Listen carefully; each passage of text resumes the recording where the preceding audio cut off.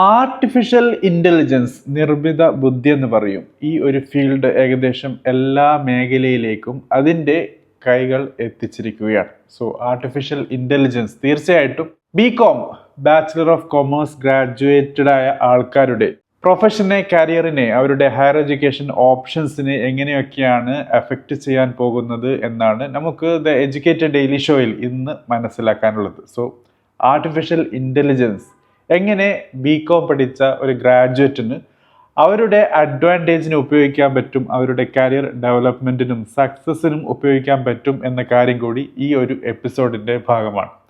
So തീർച്ചയായിട്ടും ഈ ഒരു എപ്പിസോഡ് കാണുന്നതിൽ കൂടി നിങ്ങൾക്ക് BComഉം അതിൽ പഠിച്ച കാര്യങ്ങളും ആർട്ടിഫിഷ്യൽ ഇൻ്റലിജൻസും എങ്ങനെ ബന്ധിപ്പിക്കാം എന്ന കാര്യത്തിൽ ഒരു ഐഡിയ ഉണ്ടാക്കിത്തരാം എന്ന ഒരു ആഗ്രഹമാണ് തീർച്ചയായിട്ടും ഉള്ളത്. താല്പര്യമുള്ള കൂട്ടുകാർക്ക് തുടർന്നുള്ള എപ്പിസോഡ്